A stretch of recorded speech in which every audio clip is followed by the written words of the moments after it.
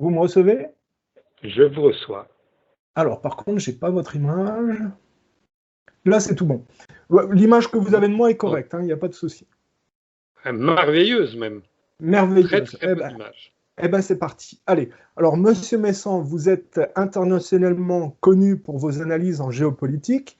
On a même vu récemment des proches de Donald Trump scruter avec attention les publications que vous mettez sur le réseau Voltaire. Je rappelle que le réseau Voltaire, c'est plusieurs spécialistes de nombreux pays qui présentent leurs analyses en géopolitique.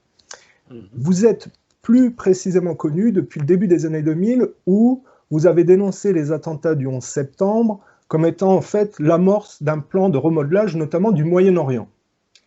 Oui, Et oui.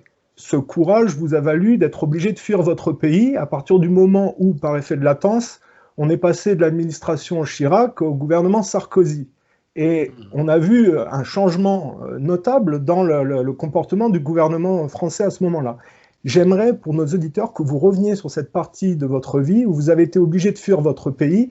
Et en réalité, ce que j'essaye de mettre en relief, c'est que, en même temps que l'imposture de la guerre au terrorisme s'est déclinée en Europe, suite à l'impulsion George Bush-Tony Blair, on a eu une avancée des lois liberticides. Et vous avez probablement été le premier à en pâtir. Est-ce que vous pouvez expliquer à nos auditeurs le problème? Oui, mais ça n'est pas un problème législatif. Le gouvernement français n'avait pas le droit de faire ce qu'il a fait. C'est-à-dire que, en fait, quand Nicolas Sarkozy a été élu, il est allé directement aux États-Unis, prétendument en vacances pendant quelques jours. Et en fait, à ce moment-là, il a mené une négociation personnelle avec le président Bush. Et il y est allé avec lui-même toute une équipe qui a négocié avec l'équipe du président Bush. Quand il est revenu en France, on n'a pas su vraiment ce qui avait été négocié, on l'a découvert plus tard, mais un de mes amis qui travaille à l'état-major, qui travaillait à l'état-major, vous savez qu'à ce moment-là, moi j'étais un homme politique en France, je m'occupais d'un parti de centre-gauche, j'étais quelqu'un de tout à fait respecté. Hein. Bon. Et donc, lorsqu'il est revenu, cet ami m'appelle et me demande à ce que nous nous rencontrions. Moi, je croyais qu'il allait me révéler des choses sur des conflits internes au ministère de la Défense, et ce n'était pas du tout son intention. En fait, il m'a dit, voilà, lorsque le président est rentré, nous avons reçu plusieurs ordres, dont un qui est de t'éliminer. Moi, j'étais complètement abasourdi, j'y croyais pas. Non. Puis il a beaucoup insisté, il m'a dit que je devais partir tout de suite, que c'était très grave, etc. J'ai quand même mis plusieurs jours à réfléchir, et puis j'ai eu non pas des confirmations, mais des indications qui me montraient que c'était tout à fait possible. Donc voilà, j'ai fait mes valises et je suis parti. Sans savoir d'ailleurs ce que j'allais faire. Je suis parti avec l'idée que les choses allaient rentrer dans l'ordre. Bon, en fait, je ne D'accord. suis jamais retourné en France. Et effectivement, euh, dans les mois qui ont suivi, euh, alors je ne peux pas dire que ce soit les services français, mais en tout cas, plusieurs fois, on a essayé de m'assassiner. Dans un cas, je peux dire avec certitude que ce sont les services français qui ont cherché à m'enlever et à me remettre aux États-Unis. Mais bon, dans les autres cas, je ne sais pas qui. Vous savez, quand on fait ce genre de choses, on ne marque pas sa signature. Voilà. Donc, euh, moi, j'ai bénéficié à ce moment-là du soutien d'abord en premier lieu de la Syrie, qui était un pays que je connaissais parmi d'autres, hein, mais c'était en fin 2007. Et donc, je suis venu en Syrie, je ne savais pas où aller, je suis venu en Syrie, où le, une personnalité importante ici m'a accueilli dans sa famille, m'a prêté un appartement qui appartenait à sa belle-fille parce qu'elle venait de se marier avec son fils. Donc voilà, il y avait un appartement libre, voilà où je me suis installé. Hein. Et puis j'ai continué depuis Damas à mener mon activité, aller fréquemment au Venezuela, en Russie, etc. Après, je me suis installé un petit moment à Beyrouth. Puis bon, j'ai fait plein de choses et je suis revenu ici à Damas en 2011, au début des événements ici. Ça veut dire que le droit à chaque citoyen français d'être protégé par l'État a été enfreint, Oui, clairement, on est bien d'accord. Mais mais que moi, j'ai été abasourdi qu'on puisse me dire que des autorités françaises allaient tuer un de leurs ressortissants. Voilà. d'accord. Et vous avez fait la relation avec le fait que c'est parce que vous critiquiez le 11 septembre et le plan de remodelage Non, du non, non, non, Moyen-Orient que ça. Non, c'est non, pas pour non, ça. non.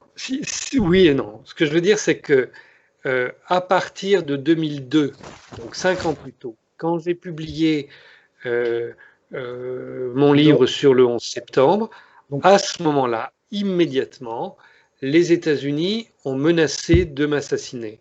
Et à l'époque, le président Jacques Chirac a pris ma défense et les services de l'Élysée, alors que j'étais dans l'opposition à Jacques Chirac, les services de l'Élysée m'ont systématiquement protégé. Et les États-Unis ne voulaient pas tuer eux-mêmes un ressortissant français parce que la France est membre de l'OTAN, donc ils avaient demandé au Mossad israélien de m'assassiner.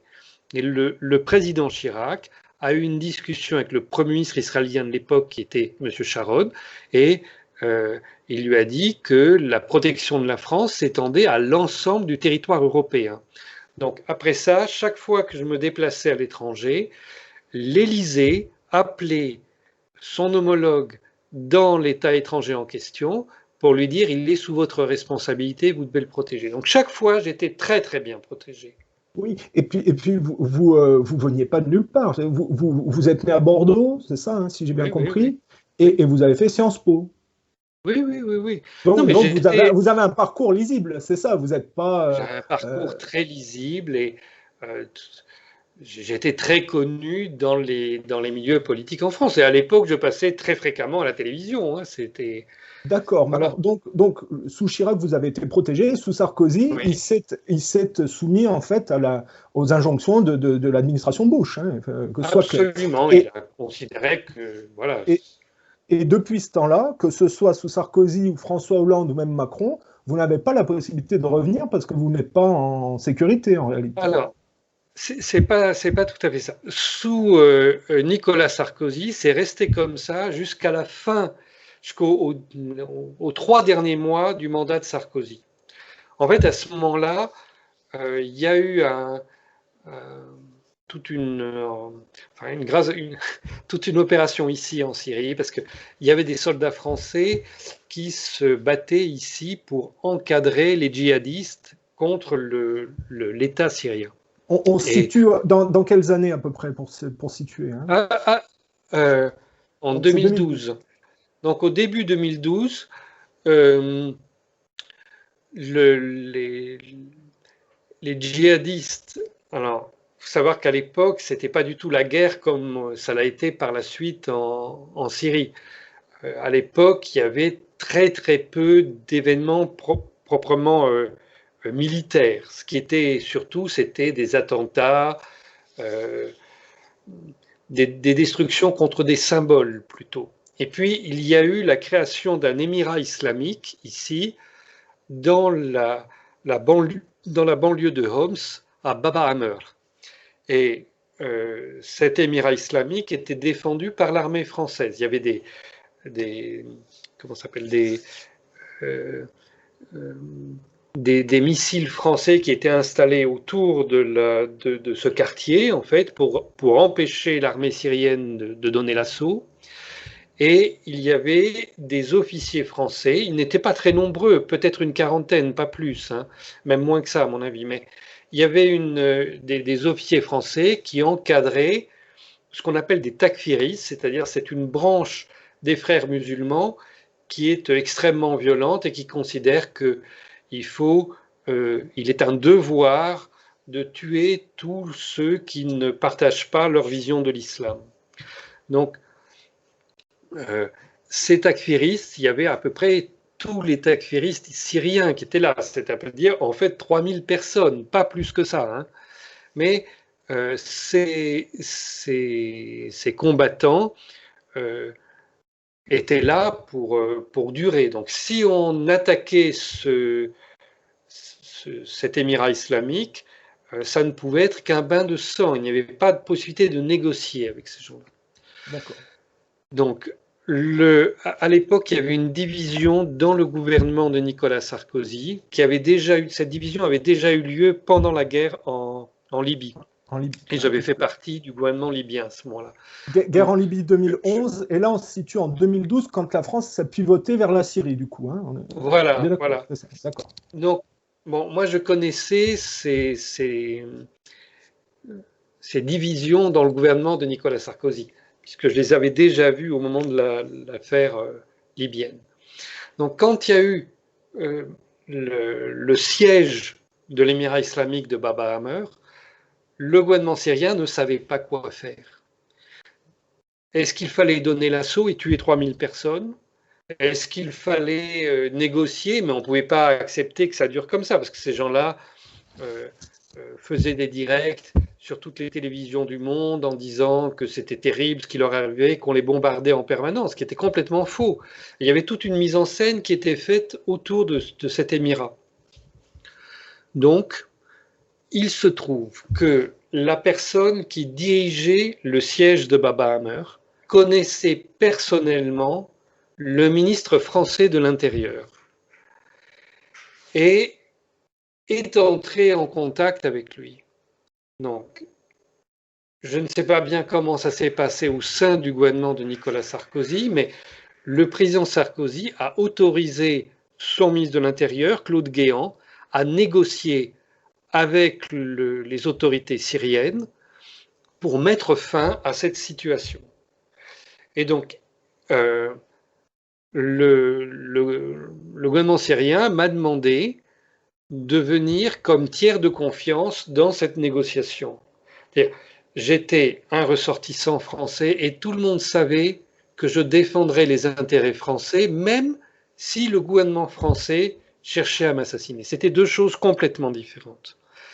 Et d'autre part, j'avais la confiance du gouvernement syrien.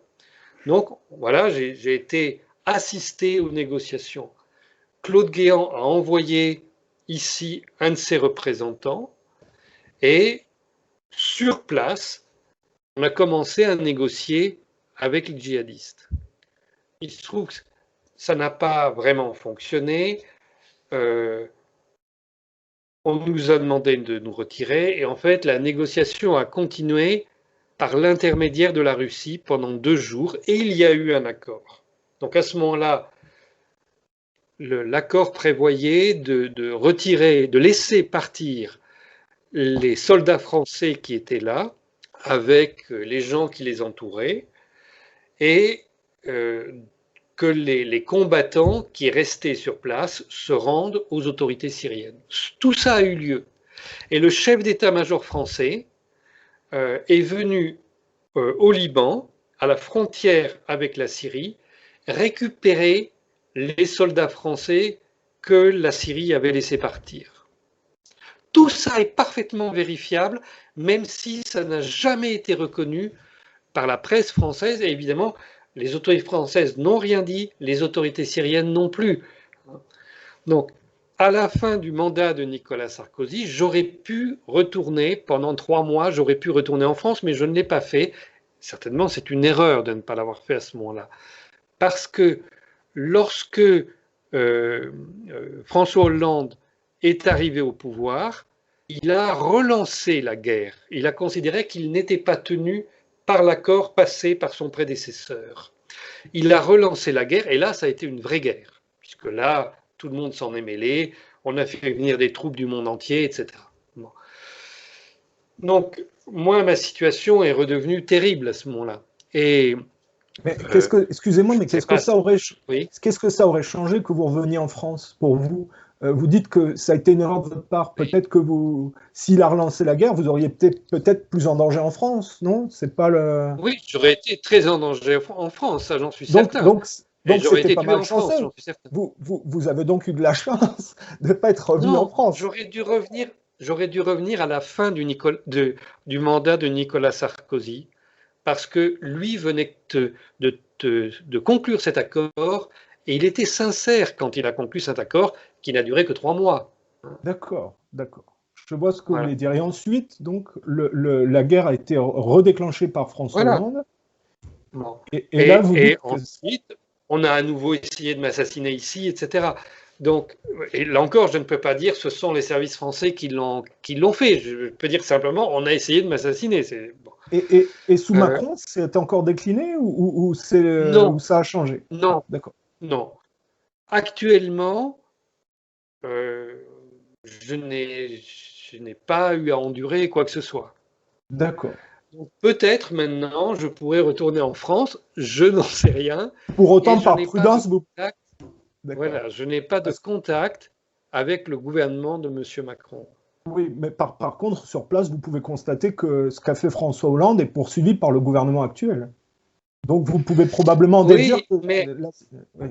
Non, mais le gouvernement français poursuit ça, mais avec des petits moyens. Il y a très peu de soldats français actuellement sur le sol syrien, même s'il y en a. Moins engagé que François Hollande. Donc vous dites que le gouvernement Macron est moins engagé dans le conflit syrien que le gouvernement Hollande, de ce que vous constatez sur le terrain. Beaucoup moins, parce que la guerre, en fait, elle arrive à sa... Elle est presque terminée ici. Donc le gouvernement français sait très bien que il ne peut pas poursuivre son rêve de recolonisation de la Syrie. C'est ridicule. D'accord. Alors, il y a un problème aussi. Petite chose, hein. Je continue à voyager dans d'autres pays. Voilà. Et vous précisez ça pourquoi particulièrement? Parce que je ne suis pas enfermé en Syrie. Ah d'accord, vous voulez juste préciser à nos auditeurs que vous n'êtes pas pris en otage, quoi, tout simplement, mais personne l'avait... Oui. Il est évident que... Non, mais il est évident qu'on avait compris que vous n'étiez pas l'otage du gouvernement syrien, il n'y a pas de problème de ce côté-là. Ce que j'aimerais préciser dans notre échange, c'est que c'est vrai qu'en Occident, on a une très mauvaise perception du monde arabe et de ses subtilités. Par exemple, on voit que la Syrie, pour le cas de la Syrie, 80% des gens sont de confession sunnite. Tandis que pour l'Irak, un peu moins quand même, 70, oui. Alors, à contrario, en Irak, 80% sont de confession chiite. 80%, ouais, sont de confession chiite. Un peu moins aussi, mais ils sont majoritairement chiites, oui. Mais le paradoxe, c'est que les Assad qui sont alaouites sont plus proches du chiisme, alors que Saddam Hussein, par exemple, était un sunnite. Ça veut dire qu'on a des leaders opposés à la majorité religieuse des gens. Non, ça ne veut pas dire ça. Non, ça ne veut pas dire ça. Non. En Irak, Saddam Hussein s'est maintenu par la force.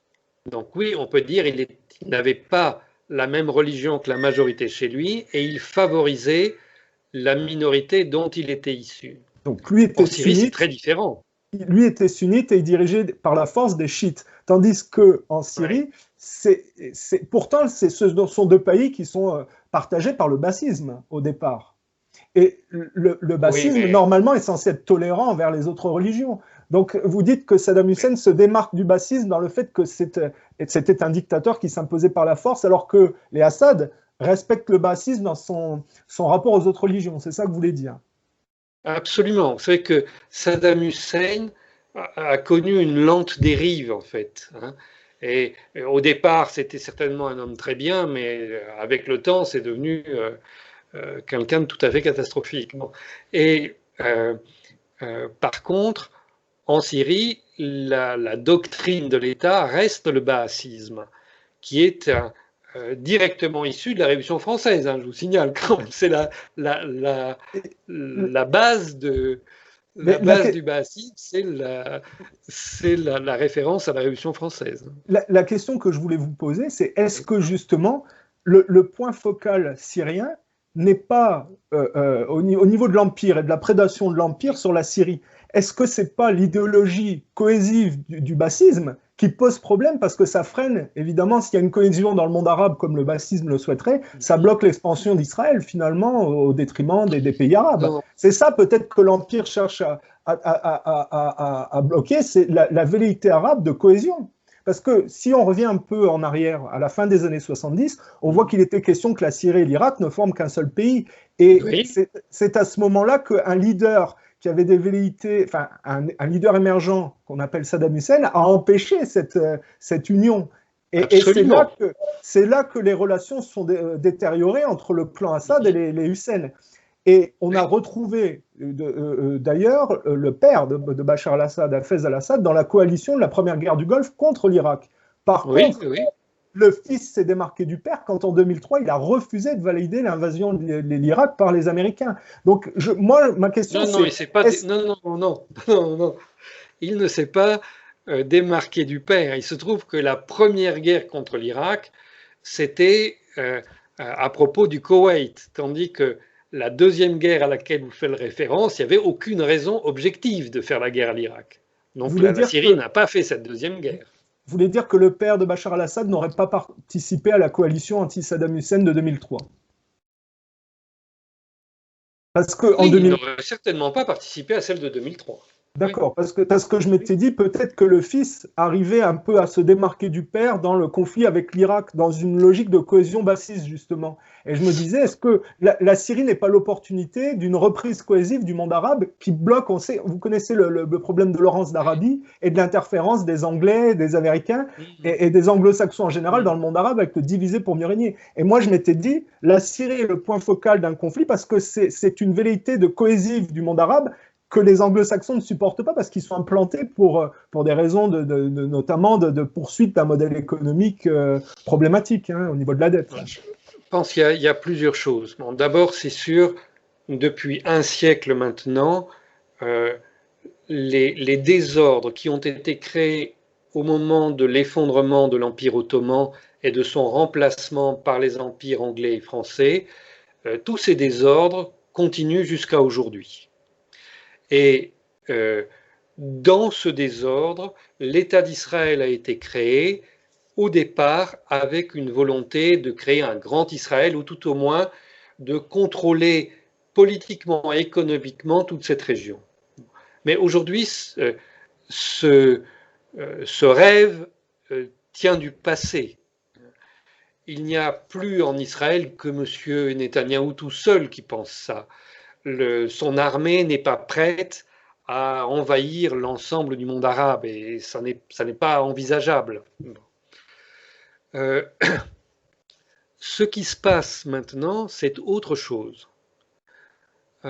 Depuis 2001, plusieurs guerres ont été déclenchées dans un cadre unique. Il y a d'abord eu l'Afghanistan, puis l'Irak, puis la Libye, puis la Syrie, puis le Yémen. En fait, ces guerres ont toutes les mêmes caractéristiques et il ne s'agit que d'une seule guerre qui s'allume dans des foyers différents. C'est pour ça, quand vous m'avez contacté, vous m'avez dit on parlera de pourquoi la guerre continue ici en Syrie. Elle continue en Syrie parce qu'elle continue dans les autres foyers. Et elle ne se terminera en Syrie que si l'on arrive à apaiser les autres foyers. Donc, il faut bien comprendre que l'objectif de cette guerre n'a aucun rapport avec les populations qui sont touchées par cette guerre. Ce qui se passe en Afghanistan, ça n'a aucun rapport avec ce qui se passe ici en Syrie. Ce ne sont pas du tout les mêmes peuples. Ce n'est pas du tout la même histoire. Et pourtant, ça continue. La guerre que les États-Unis ont créée en Afghanistan, ça a commencé fin 2001. Ça continue encore aujourd'hui. Et aujourd'hui, c'est pire qu'en 2001. Je crois comprendre ce que vous voulez dire. Je me rappelle qu'on avait échangé sur le sujet de Robert Kennedy Jr. qui avait exposé que le conflit en Syrie avait débuté quand Bachar al-Assad avait refusé un projet de pipeline avec le Qatar. Vous aviez dit, c'est vrai, mais seulement partiellement, parce que le but, ça n'est pas... Alors, Robert Kennedy Jr., c'est le fils de Bobby Kennedy qui a été assassiné en 68. Vous aviez dit, c'est partiellement vrai, parce qu'en réalité, ce n'est pas une question de ressources naturelles, c'est une question de maintenir en état de dégradation des pays du Moyen-Orient. Est-ce que vous pouvez nous décliner, parce que ça s'inscrit dans le cadre du plan Serebrovski, si j'ai bien compris. Hein. Absolument. Donc, en 2001, au moment où il y a eu les attentats à New York et à Washington, Donald Rumsfeld a nommé un nouveau directeur du bureau de transformation de la force au Pentagone, l'amiral Serebrovski. Et celui-ci avait déjà élaboré sa théorie géopolitique et il a commencé, dès la semaine qui a suivi le 11 septembre, il a commencé à former l'armée des États-Unis à cette nouvelle théorie. Donc, pour moi, c'est évidemment indissociable des attentats du 11 septembre, mais bon, peut-être on peut dissocier, ok. Donc, toujours est-il que sa théorie, c'était que les États-Unis étaient entrés dans une phase de déclin et que pour rester la première puissance du monde, ils devaient non pas contrôler les ressources du tiers-monde, mais contrôler l'accès à ces ressources. C'est-à-dire que les États-Unis n'ont pas besoin pour eux aujourd'hui du pétrole du Moyen-Orient. Aujourd'hui, ils sont excédentaires en pétrole. Ils ne l'étaient pas en 2001, mais bon, ils sont devenus excédentaires en pétrole. Pourtant, ils continuent à faire la guerre ici. Et leur intérêt, c'est d'avoir la main sur le robinet, de pouvoir dire qui aura ce pétrole et qui n'en aura pas. Et de cette manière, d'imposer leur volonté aux États développés. D'imposer leur volonté et aussi de percevoir une taxe sur ceux qui auront accès à ce pétrole. Et comment vous expliquez cette volonté de maintenir en état de dégradation? Parce que c'est intentionnel, ces dégradations. Hein. Oui, alors, l'amiral Serebrovski disait on peut diviser le monde en deux zones. Il y a d'un côté des pays riches, ce qu'on appelle les pays du Nord, en fait, même si on ne sont pas tous au Nord, mais les pays du Nord, et puis d'un autre côté, les pays pauvres, ou plutôt les pays dont l'économie n'est pas encore globalisée. Donc, s'ils ne sont pas globalisés, on peut les retirer des échanges internationaux, ces pays-là. Et il a dessiné une carte où, en fait, la moitié du monde se trouve former un bloc compact. Alors évidemment, si vous êtes au milieu de cette masse, vous allez être détruit aussi, hein, même si vous êtes intégré dans l'économie globale, parce que simplement vous êtes mal placé. Bon. Donc il dit, ces États-là, nous allons contrôler l'accès à leurs ressources naturelles, que ce soit le pétrole, mais ça peut être le cobalt, n'importe quoi. Hein. Et nous devons nous assurer qu'ils n'auront pas la possibilité de contredire nos décisions. Donc nous devons supprimer leurs structures étatiques. Donc ça ressemble à la théorie du chaos israélienne, mais c'est très différent. Ça n'est pas du tout pour les mêmes raisons. Et donc on va installer une forme de chaos dans ces États. Et le Pentagone a décidé de commencer cette opération par une région qu'ils ont eux-mêmes dessinée, qui n'existait pas auparavant et qu'ils ont appelée le Moyen-Orient élargi. Ça ne veut rien dire le Moyen-Orient élargi. En fait, ça part de l'Afghanistan et ça devait aller jusqu'au Maroc initialement. Et ça descend dans la Corne de l'Afrique. Donc toute cette région, il était prévu dans les 10 années suivantes d'en détruire les États, sans exception, y compris les pays qui sont jugés amis des États-Unis, comme la Turquie ou l'Arabie Saoudite, qu'il fallait détruire. Ça, c'est ce qu'il a écrit, Serebrovski. Et pendant plusieurs années, il a enseigné, il est passé dans toutes les académies militaires, il a donné des conférences absolument partout sur ce thème, mais il y avait très peu d'écrits disponibles. Cependant, un de ses adjoints, Thomas Barnett, a écrit un livre en 2005 sur ce thème. Alors évidemment, il ne dit pas c'est ça que nous allons faire, mais il explique pourquoi on va le faire. Donc ce livre a été un grand succès aux États-Unis. Malheureusement, il n'est pas traduit en français, ni d'ailleurs dans aucune autre langue que l'anglais. C'est assez étonnant. Et vous l'avez relayé sur le réseau Voltaire. On peut y avoir accès partiellement, on va dire. Non, moi j'ai expliqué ce qu'il y avait dans ce livre, mais D'accord, vous avez fait un résumé. vraiment, c'est un livre que vous pouvez lire. Il est disponible en langue anglaise. Voilà, je regrette qu'il ne soit pas disponible en langue française, parce que vous verrez l'énormité de ce projet. Et D'accord. moi, quand j'ai lu ce livre, je n'y ai pas cru. Je me suis dit, c'est de la propagande, tout ça. Bon. Et en fait, au bout de plusieurs années au Moyen-Orient, je me suis rendu compte que non, c'est bien ça qui se passe, ça n'est pas autre chose. Il n'y a pas une épidémie de guerre civile, ça n'existe pas les épidémies de guerre civile. Hein. Donc vous dites que les administrations américaines successives ont suivi en fait le plan Cérebrovski, tout simplement. Voilà. Absolument. Jusqu'à l'arrivée de George Bush, de Trump, Donald Trump, qui a remis en cause cette doctrine qui datait de George Bush Jr. Voilà, mais parce que, George Bush et Obama ont fait exactement la même politique. et vous dites que Trump semble être incliné à faire différemment. Pourtant, si on regarde formellement sur le terrain, le conflit n'est pas terminé en Syrie. Non, non, mais il y a eu un changement majeur.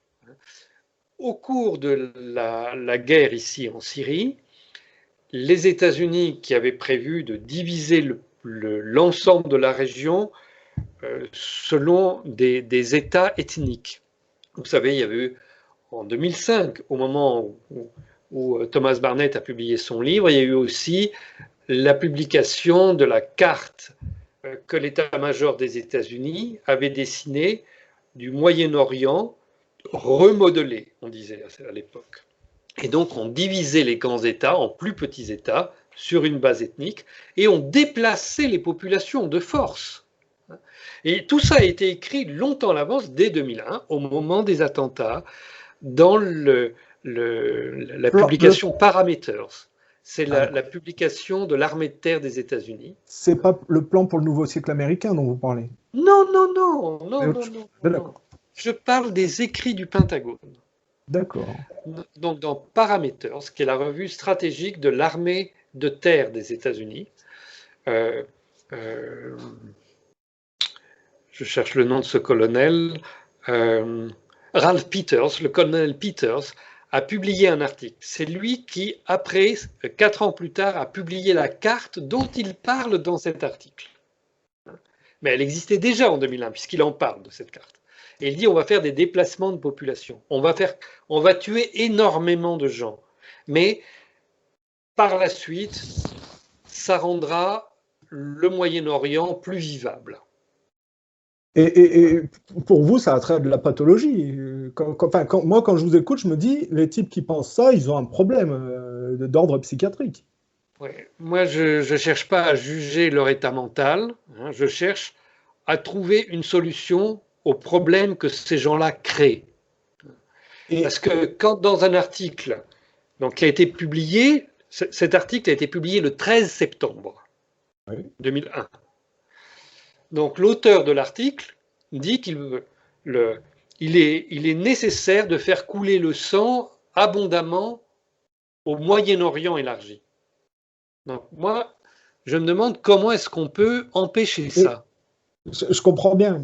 En fait, ma réflexion vient du fait que moi, j'ai travaillé un peu sur l'assassinat de Kennedy. On retrouve dans la rhétorique de la CIA, dans certains agents de la CIA, la même velléité de répandre le sang de personnes qui ne sont pas forcément coupables de quoi que ce soit au profit de la perpétuation d'un projet. C'est-à-dire que, bon, moi, en général, j'ai tendance à dire que le colonialisme de l'Angleterre n'a pas été arrêté. Il y a toujours le diviser pour mieux régner sous le modèle de Lawrence d'Arabie, notamment du monde arabe, et que par l'intermédiaire, parce que l'Angleterre a toujours une influence sur les États-Unis, du néolibéralisme américain, en fait, le monde anglo-saxon se perpétue en répétant les mêmes erreurs et en fuyant en avant dans un rapport économique de la dette, si vous voulez.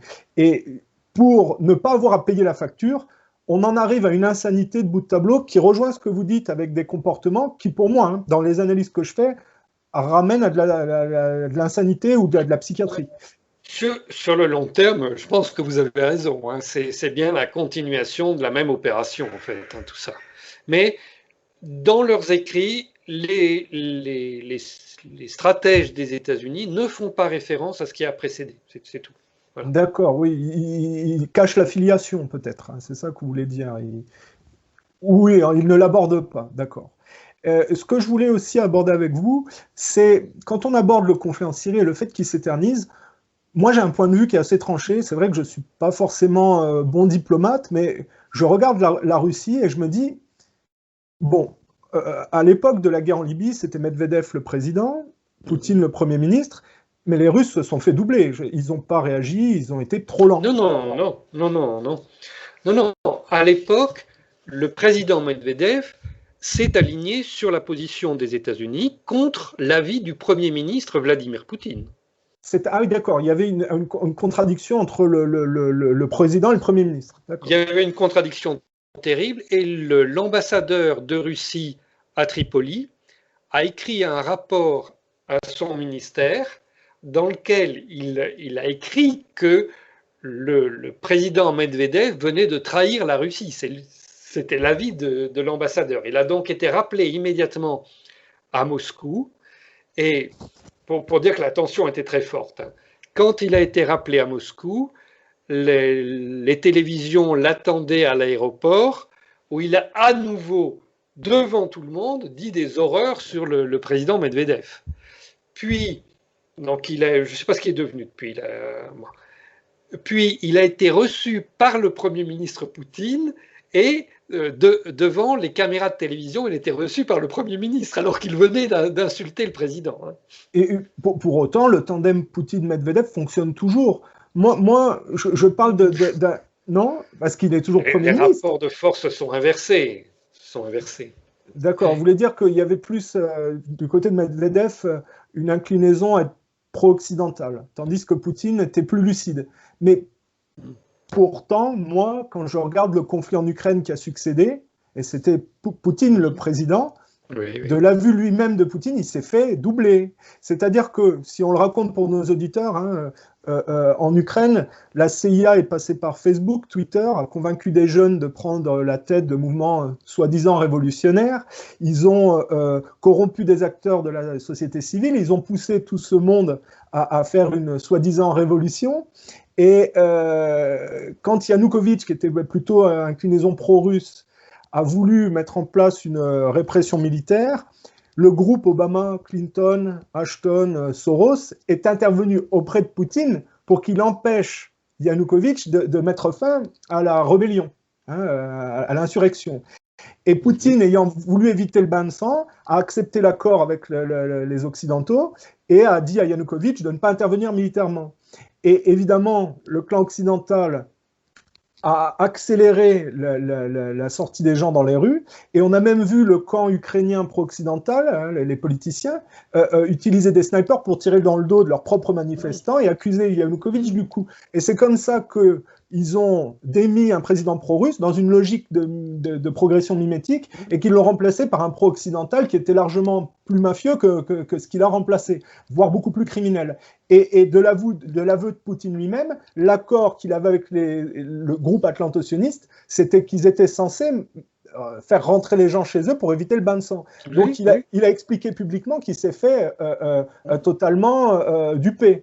Et donc il y a toujours une faculté chez les Russes d'être naïfs, on dirait, de se faire doubler par une mouvance occidentale qui a très vite mis de côté la morale pour gagner. Finalement, ce qu'on voit dans la mentalité de l'Occident, c'est un peu la mentalité pro-israélienne et israélienne, c'est-à-dire il n'y a pas de morale, le but c'est de gagner, peu importe les moyens.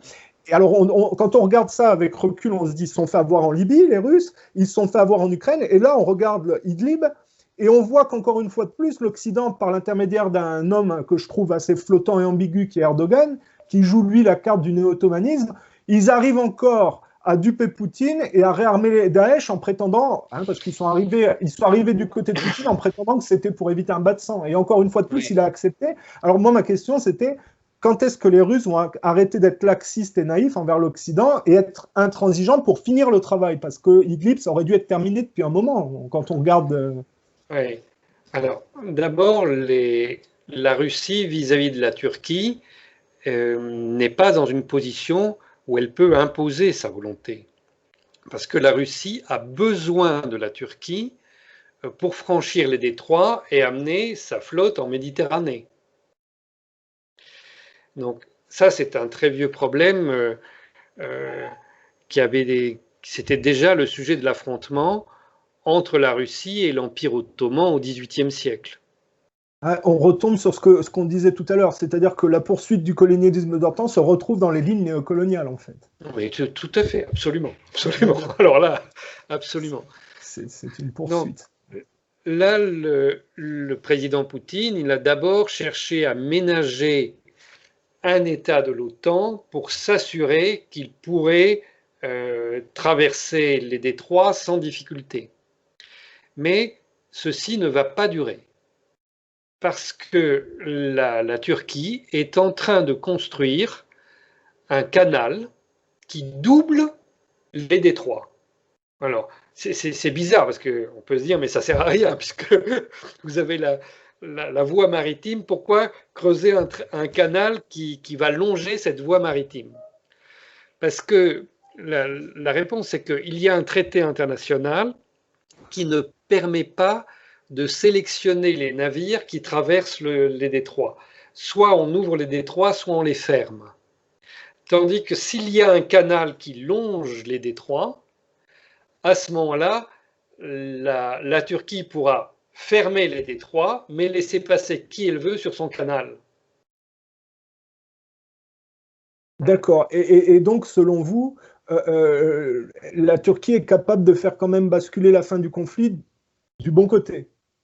Ah non, non, je ne dis pas ça du tout. La Turquie, elle travaille pour elle-même et pour personne d'autre. Alors là, oui, et c'est là qu'on comprend pas très bien le comportement d'Erdogan, qui est quand même flottant entre les deux blocs, la Russie et les États-Unis. Et on peut dire qu'il n'est pas rancunier quand il s'agit des États-Unis qui ont essayé de l'assassiner. Alors, comment ça se fait qu'il joue ce jeu de dupe, Erdogan? Quelle est sa carte, lui, personnelle? C'est quoi ce jeu néo-ottoman auquel il se prête? Je pense qu'il y a deux choses en même temps, il y a même trois d'ailleurs. Mais bon, la Turquie a sa propre histoire. En tant qu'État, la Turquie se définit, ça peut paraître bizarre, mais ils se définissent comme les enfants du loup de la steppe. C'est-à-dire que la Turquie se définit comme les envahisseurs mongols. D'accord. Et la vocation de la Turquie, c'est de prolonger l'invasion mongole, qui pour elle ne s'est pas arrêtée.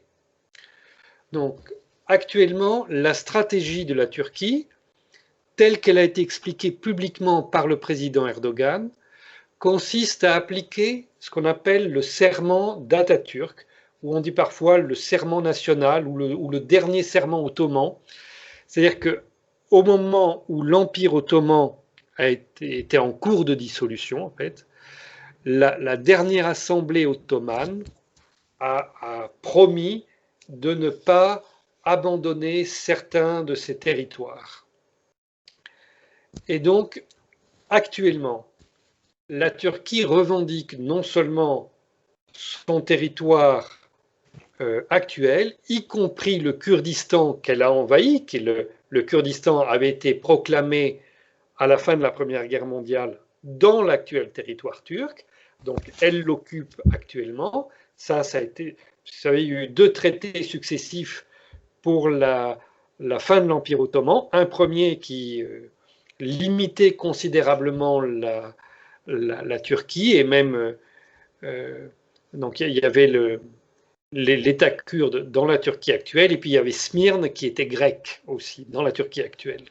Et oui, c'est ce qui explique les velléités aussi de revendication d'îles grecques, si j'ai bien oui, compris. Mais ça va plus loin. Ça va plus loin parce que d'après le serment d'Atatürk, la Turquie revendique le nord-est de l'actuelle Grèce jusqu'à la ville de Thessalonique où Atatürk était né. La Turquie revendique le nord de Chypre, qu'elle occupe actuellement, bien que la Chypre soit un État de l'Union européenne, tout le monde s'en fout complètement, et une partie de l'État chypriote est actuellement occupée par l'armée turque. Oui, la partie nord, ce que vous disiez. Oui. Mais ça, c'est historique que Chypre a toujours été divisé en deux. Pas depuis du tout, ça date de combien de temps? 74. 74, d'accord. C'est Henry Kissinger qui a organisé cette opération, l'opération Attila. Vous voyez, ils se disent les continuateurs des Mongols, l'opération Attila pour l'invasion du nord-est de Chypre. Est-ce que vous sous-entendez oui, que... Oui, ils prétendent qu'ils veulent récupérer le nord de la Syrie, y compris Idlib, qu'ils occupent actuellement, et Alep, qu'ils ont occupé, mais dont ils ont été chassés. Et ils veulent occuper une partie de l'Irak qu'ils occupent actuellement. Et justement, est-ce que c'est pas le laxisme de Poutine envers Erdogan qui fait que le conflit se perdure à cause du fauteur un peu de trouble quand même Erdogan? Non, non, non, non, parce que tout ça, c'est antérieur à l'accord entre la Russie et la Turquie. Cet accord, d'un point de vue russe, c'est une astuce, parce que les Russes ont utilisé l'opposition entre l'OTAN et la personne du président Erdogan pour essayer de distendre les liens entre la Turquie et l'OTAN. Donc, ils ont offert à Erdogan de construire ce Turkish Stream, le gazoduc qui vient d'être inauguré là juste hier. Ils ont offert de construire ce gazoduc, de donner à la Turquie un rôle important dans le transport du gaz vers l'Europe en contournant l'Ukraine. Et de cette manière, de donner des atouts à Erdogan pour qu'il résiste à l'OTAN. Mais bon, Erdogan peut résister à l'OTAN, la Turquie en fait partie. C'est deux choses différentes, Erdogan et la Turquie. Erdogan, lui, personnellement, c'est quelqu'un qui appartient à la confrérie des frères musulmans depuis le premier jour. Il existe, je l'ai vu, une photographie de M. Erdogan, tout jeune, en train de s'agenouiller et de baiser les mains du chef des frères musulmans en Afghanistan, Hekmatyar. Mais vous avez écrit un article récemment pour dire que la fin du conflit en Syrie, ou la fin des problèmes, venait avec la condamnation des frères musulmans, justement. Oui, donc, oui. Parce que, oui, bien sûr. On ne pourra pas terminer le conflit dans l'ensemble de cette région. En tout cas, ce que le conflit est devenu depuis ce qu'on appelait les printemps arabes. Les printemps arabes, c'est la reproduction de ce qu'avait fait Laurence d'Arabie, qu'on avait appelé la grande révolte arabe de 1915. Voilà. Bon, c'est la même histoire. Donc, cette opération ne pourra se terminer que si on en finit avec les frères musulmans. Mais aujourd'hui, les frères musulmans, c'est la Turquie et c'est le Qatar. Et donc, moi, je reviens à ma question. Vous croyez que c'est impossible que la Russie fasse un peu un coup de force avec Erdogan pour qu'il arrête de bloquer le jeu, finalement? Non, c'est pas possible. C'est impossible. Pour vous, c'est pas possible. Parce que ça supposerait une confrontation avec l'OTAN, c'est pas possible. Non, mais un coup de force, parce que c'est-à-dire que finalement, Erdogan c'est celui qui fait basculer la balance d'un côté ou de l'autre, finalement. Si on écoute vos propos, et je dis par exemple par rapport, moi, c'est ce qui se passe aujourd'hui. Oui, mais si on regarde Idlib, par exemple, il est venu voir la Russie en disant ne lancez pas votre attaque sur Idlib, et puis nous, on va profiter pour exfiltrer Daesh. On a bien vu que le groupe atlanto-sioniste, avec Erdogan, a armé Daesh. Comment ça se fait que les Russes sont incapables, à un moment donné, de passer en force et de dire aux Turcs d'aller au diable? Voilà, c'est ça que je veux dire. Mais les Russes n'ont pas cédé à M. Erdogan. Les Russes, ils ont agi par raison. Parce que la seule personne dans le système de l'OTAN qui est opposée aux frères musulmans, c'est le président Trump. Il est le seul à être contre ces gens-là. Le président Trump. Oui. Vous savez qu'actuellement, les États-Unis ne soutiennent plus les frères musulmans. C'est un changement considérable dans cette région. Ils sont toujours soutenus par les Britanniques, bien sûr, mais plus par les États-Unis en tant qu'État. Alors, je ne dis pas que telle agence gouvernementale, dans le secret de ses dirigeants, fasse des combines avec les frères musulmans, mais ça n'est plus la politique des États-Unis. C'est un problème de latence aux États-Unis de voir la perpétuation de l'ère d'Obama et que Trump n'arrive pas à freiner, parce qu'on a vu qu'il y a quand même des gens qui font n'importe quoi et qui n'obéissent plus aux directives, quoi. Absolument. Enfin, Trump et son gendre, ça fait 2 personnes, et en face, il y a une administration avec des dizaines de milliers de gens qui décident et qui lui sont tous opposés. Donc, il essaye de faire ce qu'il peut, mais ça a l'air compliqué. Hein. D'accord, je vois. Donc, alors, la raison pour laquelle il n'y a pas eu l'attaque d'Idlib quand c'était possible, c'est que c'était pendant la campagne des midterms aux États-Unis que s'il y avait eu une attaque d'Idlib, la campagne électorale aurait changé de tonalité aux États-Unis. Et pour se maintenir, Trump aurait été obligé d'agir avec ses ennemis contre la Syrie et contre la Russie. Non. On a dit du calme, hein. On laisse faire les élections aux États-Unis et après on va continuer à discuter avec les États-Unis de manière raisonnable. Donc, pour vous, hein, si j'ai bien décrypté, votre vision de Donald Trump est qu'il respecte, qu'il essaye de mettre en place ce qu'il avait promis dans sa campagne électorale, finalement. Oui, oui. Au niveau, en tout cas au niveau de la Syrie, parce qu'on voit bien qu'au niveau du Venezuela, il ne respecte pas du tout sa promesse de ne pas interférer dans les élections d'autres... Ça n'est pas exact, parce que au Venezuela, ce qui se passe, c'est organisé par le Southcom, c'est-à-dire le commandement des États-Unis pour l'Amérique latine. Ils ont un commandement pour l'Amérique latine, qui ne leur appartient pas, mais ils ont un commandement pour l'Amérique latine. Donc le Southcom a rédigé un plan pour renverser les successeurs de Hugo Chavez.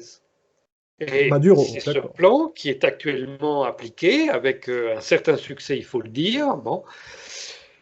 Lorsque on a demandé au président Trump son aval pour attaquer militairement le Venezuela, pas simplement pour le déstabiliser, pour y amener la guerre pour de vrai. Hein.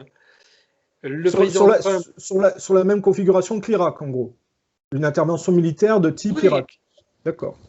Bon. Donc le président Trump a reçu à la Maison-Blanche des leaders de l'opposition vénézuélienne, il les a écoutés et il leur a dit « Nous n'interviendrons pas militairement, rentrez chez vous ».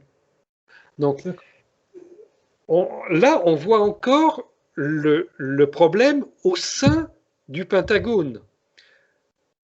La Maison-Blanche refuse l'intervention militaire, mais le Pentagone poursuit la déstabilisation. Ça n'est pas pareil. D'accord. Donc vous pensez qu'il faudra du temps à l'administration Trump pour faire le ménage, et peut-être qu'une réélection éventuelle permettrait d'avoir un visage au niveau du gouvernement américain qui ressemble plus à la velléité de Trump de changer, de se reprendre à l'intérieur. Moi, je pense que dans son premier mandat, c'est tout à fait impossible à faire. Mais s'il arrive à faire évoluer une partie de ses hauts fonctionnaires, oui, il pourra à ce moment-là appliquer sa politique. Jusqu'à présent, il lutte contre sa propre fonction publique. D'accord. Et l'amorce de velléité, de reprise populiste un peu partout peut accompagner cette transformation? Si on voit, on a la Hongrie d'Orban, on voit en Italie, il y a une reprise populiste. Ça, les premiers à l'avoir amorcé, cette reprise, c'est Poutine. On voit le Brésil. On voit qu'il y a un changement qui est en train de se produire et que certains pays dans ce jeu de dupes, c'est-à-dire qu'on arrive peut-être à la fin de l'imposture de la guerre au terrorisme, hein, qui a consisté à déplacer par des conflits, un rapport économique sur une imposture de guerre antiterroriste, finalement. Hein. C'est un peu ça. On a l'impression que les modèles économiques occidentaux sont inscrits dans l'imposture de la guerre au terrorisme et que ça a été une fuite en avant et que dans ce jeu de dupes, certains pays comme la Russie, lucides, sont en train de vendre la dette américaine et les bons du Trésor, c'est-à-dire de se désengager de la validation de cette course, cette fuite en avant, pour acheter de l'or. Donc on voit qu'il y a probablement un changement au niveau international qui est en train de se mettre en place et que peut-être certains pays comme la France n'en prennent pas la mesure, puisque, à contrario, la France achète des bons du Trésor. Donc est-ce qu'il y a quelque chose qui se joue de subtil, une transformation, et que c'est à la fin, on arrive à la fin d'un jeu de dupes? Oh, je ne pense pas du tout qu'on arrive à la fin du jeu de dupes. Je pense qu'il y a des nouvelles forces qui entrent en jeu. Bon, vous avez dit, il y a plusieurs pays qui se réveillent, hein, ça c'est manifeste. Mais personne ne peut savoir comment va évoluer cet affrontement. Si la Russie vend des actifs états-uniens, je ne pense pas que ça soit pour la raison que vous dites. Je pense que les Russes voient que s'il y a une politique claire à leur égard, elle est définie par le Royaume-Uni. Le Royaume-Uni est en train de relancer sa rivalité traditionnelle, telle qu'on l'a vue au XIXe siècle, avec la Russie, ce qu'on appelait le grand jeu, hein, qui a abouti à la guerre en Afghanistan entre les deux empires de l'époque. Donc là, les Russes accusent tous les jours, les Anglais, les Britanniques, pardon, accusent tous les jours les Russes des pires choses. Farfelu d'ailleurs, hein, c'est illogique. Oui, hein, farfelu, mais totalement... si vous voulez, l'histoire de l'affaire Skripal, par exemple, c'est la reproduction de ce qui avait été fait avec le télégramme Zinoviev quand on disait au début de la révolution russe que Zinoviev voulait peser sur les élections au Royaume-Uni et que voilà, c'est le discours qu'on entend aujourd'hui, exactement la même chose, sauf qu'on sait aujourd'hui que le télégramme Zinoviev était un faux fabriqué par le Parti conservateur britannique. Voilà. Oui, mais là, de toute façon, le gouvernement de Theresa May est facilement décrédibilisé, quoi. Quand on travaille un peu sur l'affaire Skripal, on est choqué de la nullité de la chose, quoi. Il est décrédibilisé auprès de qui? C'est ça la question. Vous voulez dire qu'à partir du moment où même si c'est n'importe quoi, si c'est diffusé dans les médias de masse, ça a fait son effet, c'est ça que vous voulez dire. Le but, c'est de toucher l'inconscient. En tout cas, en Occident, et spécialement au Royaume-Uni, la plupart des gens n'ont pas bien compris cette histoire et en ont conclu qu'effectivement les Russes étaient très méchants, c'est tout, c'est le message qu'on veut faire passer. Voilà. Donc, vous voulez dire qu'à partir de l'objectif de terroriser un peu la population sur une menace russe est atteinte et que peu importe la débilité des accusations ou l'incohérence, c'est le relais médiatique auprès des masses qui compte en fait. Écoutez, si vous êtes britannique, votre choix c'est de dire soit mon gouvernement raconte des trucs, des salades invraisemblables, soit j'ai confiance en mon gouvernement et les Russes sont méchants. Bon, alors la plupart des gens disent je préfère avoir confiance dans mon gouvernement, donc les Russes sont méchants, c'est tout. Oui, parce qu'on voit quand même que les Russes se préparent à une guerre. C'est-à-dire qu'ils ont anticipé que visiblement le groupe atlantocioniste ne veut pas payer la facture de cette imposture économique, là, de la fuite en avant, et que c'est les Russes qu'on va essayer de faire payer, quoi. Moi, si je regarde 14-18... Je pense pas. Je pense cette logique va aboutir à une nouvelle séparation du monde. Durant la guerre froide, il y avait un bloc ouest, un bloc est, et puis on ne voyageait pas d'un endroit à l'autre. Hein. Voilà. On va repartir vers une division du monde comme ça. En tout cas, ça, c'est la volonté des Britanniques. Ah oui, d'accord. Donc vous trouvez pas crédible le fait de fomenter une guerre mondiale pour maquiller une dette, en fait. Vous trouvez que ça, c'est une vision simpliste. Vous pensez que...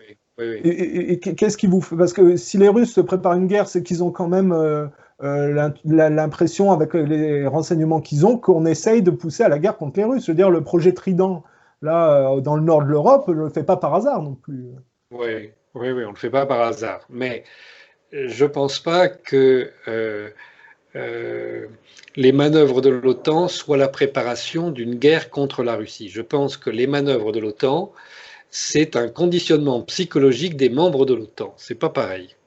C'est-à-dire, Il faut que tout le monde soit bien convaincu que nous sommes menacés, les Russes reviennent, quoi. C'est ça. Mais et quel est l'objectif à terme? Parce que vous dites une partition du monde. Il y a bien une finalité dans cette. Il y a un objectif derrière Être le maître du jeu, quitte à diminuer l'aire de jeu par deux. Et, et- Comment les Occidentaux peuvent se maintenir au pouvoir alors que leur économie est complètement dépassée par celle des États asiatiques principalement? Comment donc, ils peuvent espérer rester au pouvoir? donc, dans cette perspective, perspective-là, j'ai bien compris que vous dites il n'y a pas de guerre de masse en vue, que c'est de l'esbrouf et que c'est une sorte de Non, non, j'ai pas chantage. dit j'ai pas dit qu'il n'y avait pas de guerre de masse en vue.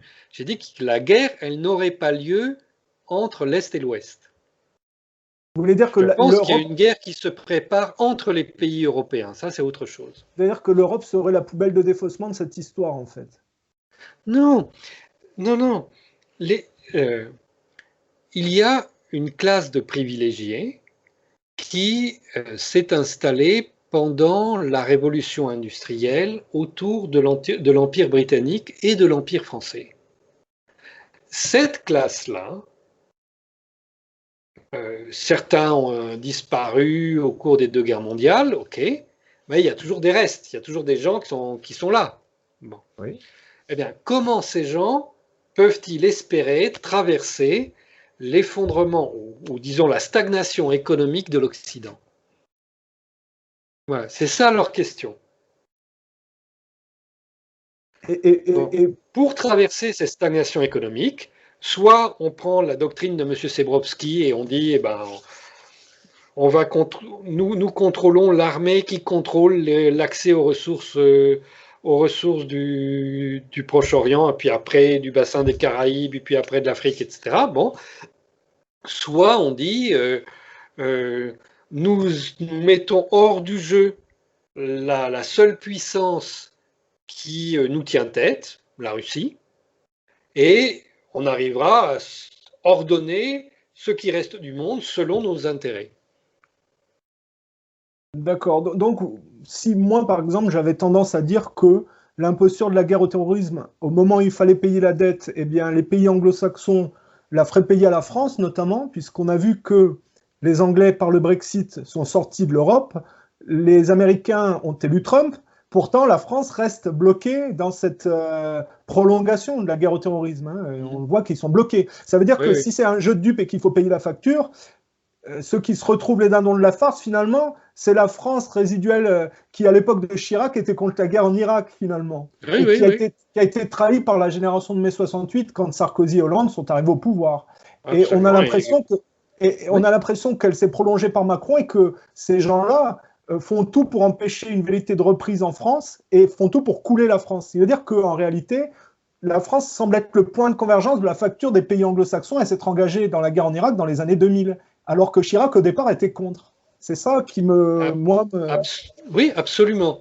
Mais moi, je dirais, si on regarde l'histoire sur des longues périodes, euh, personne n'est jamais destiné à perdre. On est d'accord, oui. Celui qui s'adapte survivra. Mais les gens qui perdent sont ceux qui s'accrochent à une idéologie qui n'évolue pas. C'est uniquement ceux-là qui perdent. D'accord. Et très précisément, c'est ce qui se passe en France. D'accord. D'ailleurs, tout le monde le voit. Il n'y a plus de débat possible en France. Hein. Oui, oui, on est d'accord. Là, il y a un problème de terrorisme intellectuel d'une Non. caste qui a la main mise sur tous les organes du Ok, pouvoir. On est d'accord. ok, ok. S'il n'y a plus d'évolution de la pensée en France, la France en tant qu'État ne peut pas s'adapter au changement du monde. Et ça, depuis maintenant pratiquement 15 ans, on est resté bloqué. Oui, enfin, ceci dit, sans être naïf, les gens qui organisent ça, eux, vont réussir à sauver leurs billes. C'est la population française qui va payer l'addition. C'est pas les élites qui, elles, À savent très mon bien avis, s'organiser pour. Ouais. hein, à mon avis, beaucoup d'élites françaises vont payer l'addition aussi. Ah oui, vous percevez qu'ils n'arriveront pas à échapper à Alors Machiavelli, je sais pas. C'est l'histoire de la Révolution française, hein. Vous pensez donc, vous, qu'il peut y avoir une velléité de reprise populaire et de renversement de pouvoir, que c'est totalement crédible? Ah, bien sûr que c'est totalement crédible, mais ça sera provoqué par des événements extérieurs. Mais oui, bien sûr. Bien sûr. Attendez, alors on fait bien une distinction. On parle Oui. événement extérieur. Qu'est-ce que vous entendez par une influence extérieure qui provoquerait ça, par exemple? Alors, ce que je veux dire, c'est que, en tout cas pour le moment, mais je suis un peu loin de la France et peut-être je ne saisis pas immédiatement ce qui se passe en France, mais pour le moment, bon, je vois bien il y a un bouillonnement terrible, hein, mais ce bouillonnement n'est pas en mesure de l'emporter sur des institutions parfaitement établies.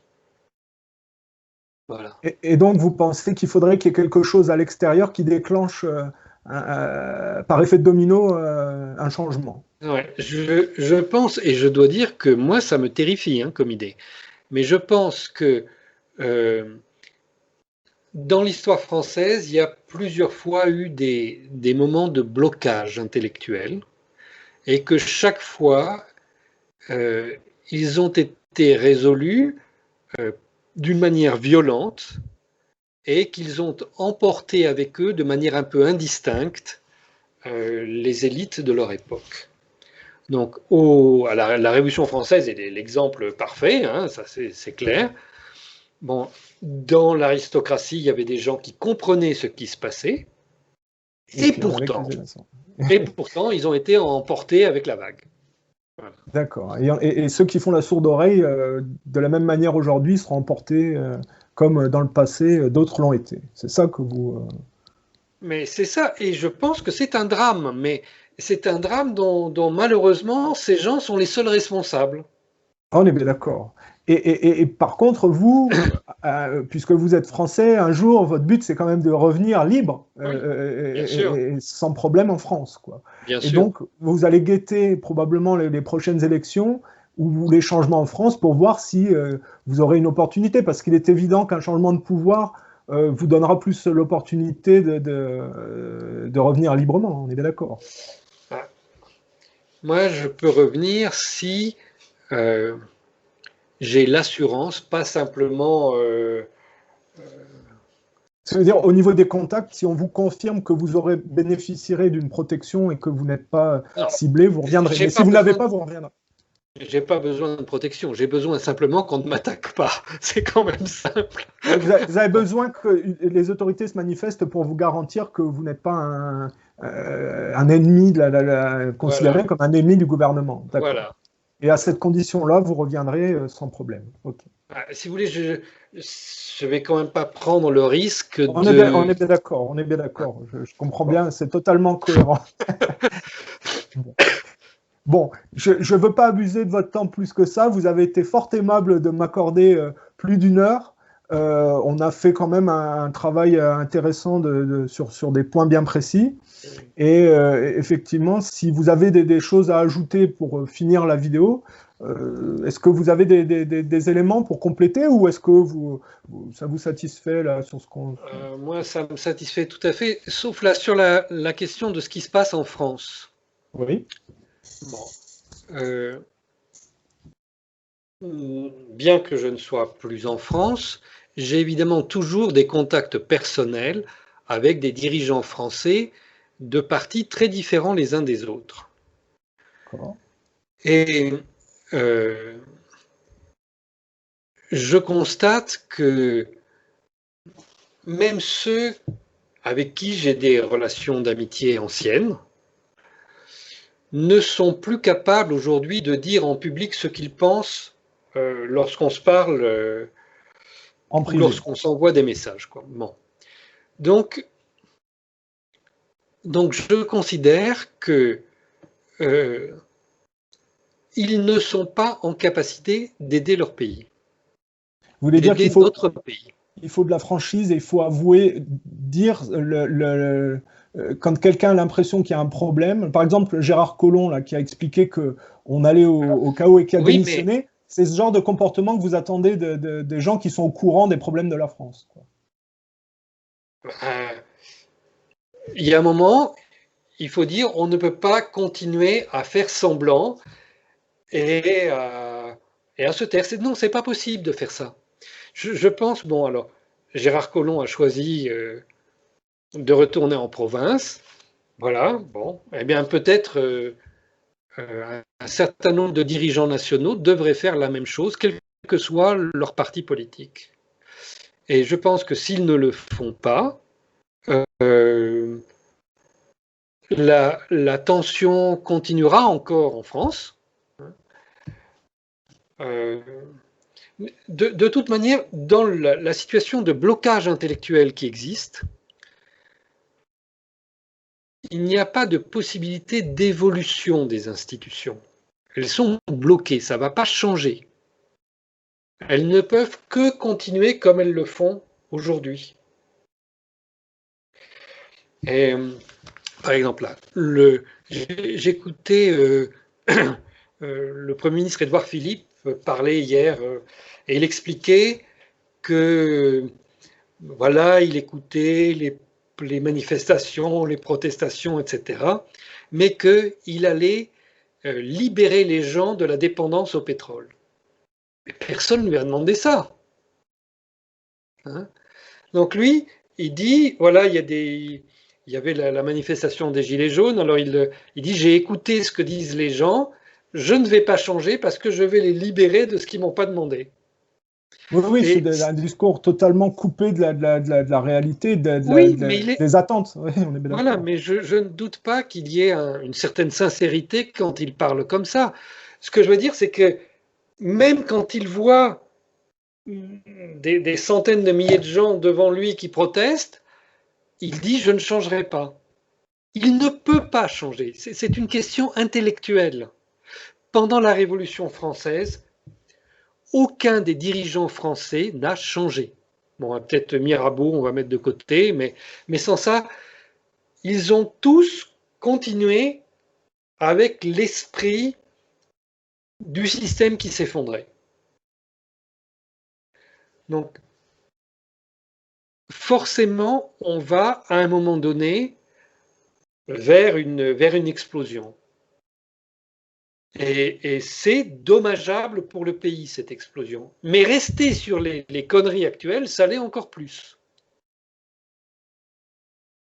Donc vous êtes solidaire de la frustration des Français et vous adressez par l'intermédiaire de cette interview un message aux élites qui pratiquent de l'autisme et une idéologie Oui, forcenée qui oui, n'aboutit nulle part. On est bien d'accord. oui. C'est Oui. le message que vous diffusez. Ben, je suis d'accord Et avec vous. Hein, moi, on je peut suis pas. très heureux de voir que les gens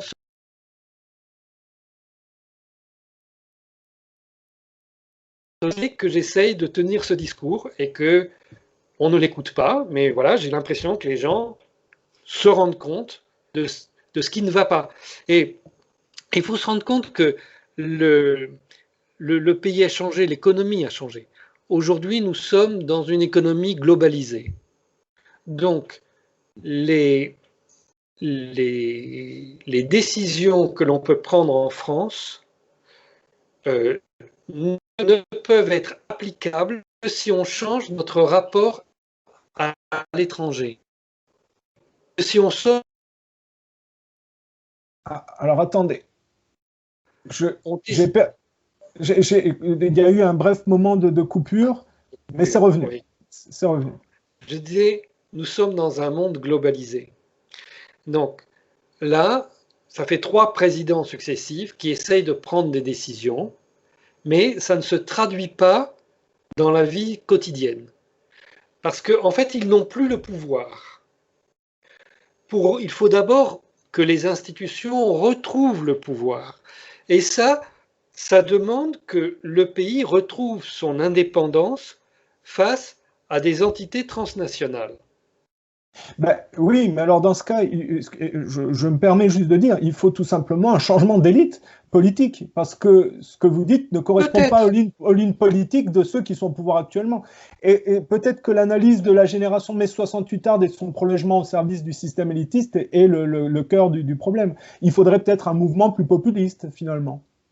Parce que on va dire que si par exemple on compare Marine Le Pen au niveau de Oui, Sarkozy, au niveau de la guerre en Libye, il est évident que oui, Marine Le Pen n'aurait pas fait la guerre en Libye, puisqu'elle n'avait pas le oui, même oui, rapport au colonialisme que Sarkozy, qui avait un rapport néocolonialiste. Donc, comme par hasard, les gens qui ont un rapport de recentrage sur leur propre identité ont un rapport plus vertueux aux pays pauvres, dans lesquels, en général, les pays riches sont bien implantés pour sûr. des questions de ressources naturelles. Donc, il est évident que la solution passe par un changement de classe politique et par des gens qui sont plus préoccupés par l'identité du peuple français Oui, et oui, à travailler à sa culture au lieu de se dispenser un peu partout et de semer le chaos. Et c'est l'influence anglo-saxonne qui est marquée par ce que j'appelle l'aspect des Vikings. Hein, la France a connu dans son histoire des raids Vikings qui ont ravagé. Il y a un esprit chez les Vikings d'aller chez les autres pour les piller.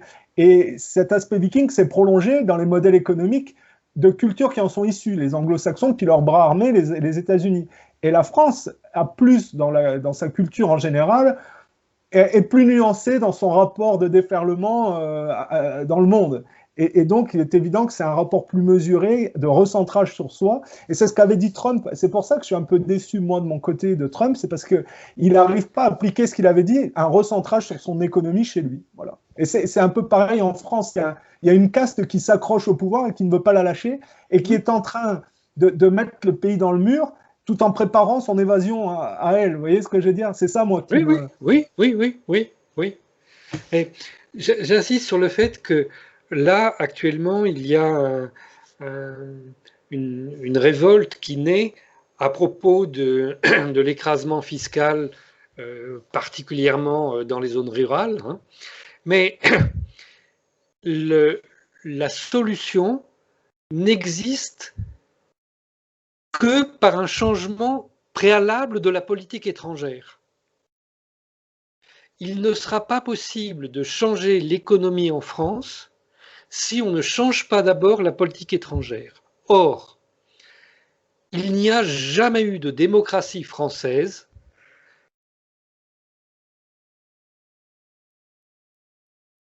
que c'était le domaine réservé du monarque, la politique étrangère. Et tant que le peuple ne se saisit pas de cette question, il ne trouvera pas la solution. Voilà. Pour le simplifier, on peut dire que au lieu de se lancer dans la compétition machiavélique, si on remettait la morale au centre des préoccupations, on n'aurait pas les problèmes auxquels on est confronté. C'est pas une question de morale, c'est une question de savoir-vivre, simplement.